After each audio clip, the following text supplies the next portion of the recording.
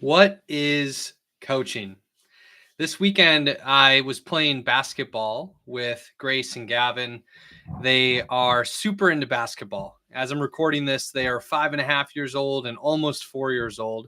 And Grace is actually in a basketball camp put on by the Milwaukee Bucks.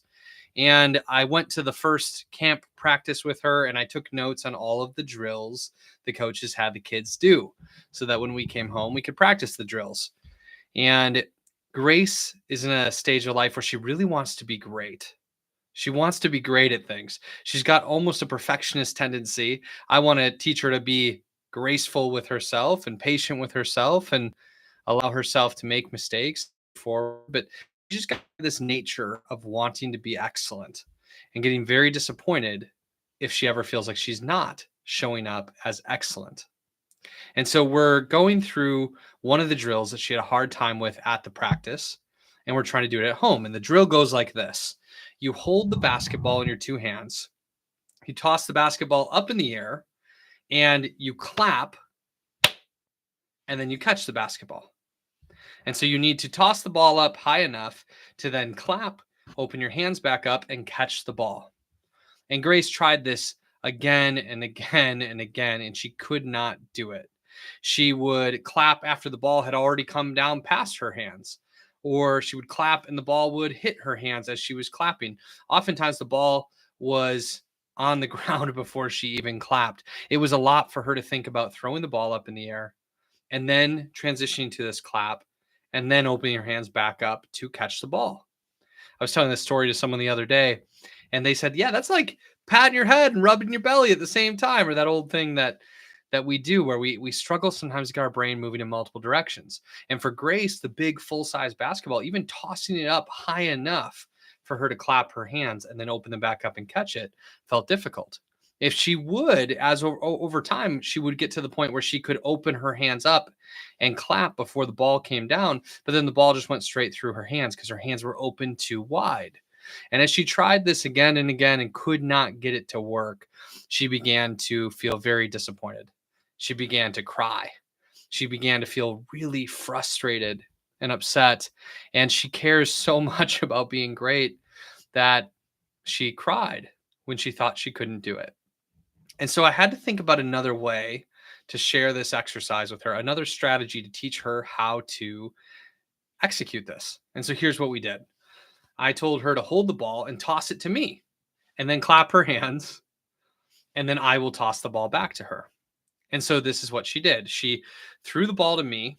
I caught it. She clapped her hands, opened them back up. I threw the ball to her and she caught it. And so and we did that again and again and again, several times in a row until she got used to tossing the ball, clapping, and then catching the ball. She just had a little bit more space, a little bit more time as I caught it and threw it back to her. And then after we did that several times, she tried throwing the ball up, clapping and catching it herself, and she could do it with ease. I was pleasantly surprised that that was effective. That's all she needed me to do, was to catch the ball a few times. And without any actual teaching on how she was going to do anything else differently, she could then do it herself. She then figured out all the strategy about tossing the ball up and how high to toss it up and how fast to clap and how to open her hands and how to catch the ball. She just needed me to catch it and toss it back to her a few times and to get into the pattern of throwing it, clapping, and catching it, throwing it, clapping, and catching it. She probably wasn't going to get there on her own anytime soon if she just continued to toss the ball to herself. But when I stepped in and caught the ball for her, all of a sudden, she figured it out, and it was easy. It was easy fast for Grace after that. And I think this is what coaching is in so many cases. In so many cases, our clients don't actually need to get the strategy from us. They probably already know what to do. Like Grace knew what to do. She knew she needed to throw the ball in the air. She needed to clap. She needed to catch it. But knowing what to do didn't mean that she could do it yet. So she didn't need me to teach her what to do. The coach taught her. She knew the steps 1, 2, and 3, and yet she couldn't quite do it herself. And so what she needed was for me to talk to her about it.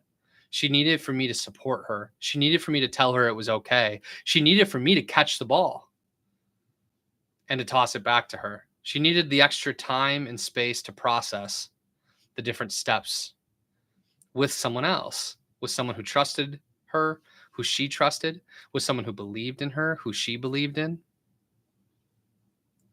And I think that that's what coaching is. Can we as coaches show up for our clients in such a way that they get to toss us the ball and we can toss it back to them? And that's having a conversation. That's them telling us what's going on. We catch the ball. Maybe we ask some questions. We toss the ball back to them. They get to process and respond. We're just creating more space in the experience of life. We're giving a little bit more time before the ball comes back down so that they can clap, so that they can open their hands back up, so that they can find the answer, find the solution. And as we train them in that process of processing, thinking through their experiences, thinking through what they want, discussing out loud what the steps are to get what they want, as we train them in this act of creating space and time to process, we do that on the call. Then once we hand the ball back to them and their job is to get off the call, throw the ball in the air, clap, and catch it all on their own, they'll be able to do it because they got used to processing at a faster speed in a safe environment. And so that's probably a simplistic view of what coaching is. And there's so much more depth that could be added here. But I just wanted to share this story. I wanted to share this thought. I'd love to hear what you think of this. If this inspires you to some kind of realization, if this gives you some encouragement, if this reminds you that you don't necessarily need to do a whole lot as the coach, you just need to create a safe environment, you need to catch the ball, you need to throw it back, I'd love to hear from you. I hope that we can all coach our clients well this week, do it in a way that feels light and easy and fun. And I hope that God creates space and ease with us. As we need coaching, can we just toss the ball up to God? Can we let him catch it? Can we let him create space for us? Can we walk with him, disciple with him, apprentice under Jesus a little bit more this week? And just trust him to toss us the ball back when we're ready and help us take the next step so that we can learn to take appropriate actions on our own. The great thing about God, though, is that he'll always be there to catch the ball.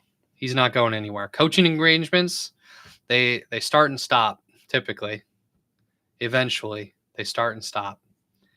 But Jesus is the coach that we can have with us at all times, always available to catch the ball, to allow us the space to clap and to process and to learn, and for our brains to catch up, at which point he'll pass it back to us. God bless you all. Have an amazing week. I'll talk to you more soon.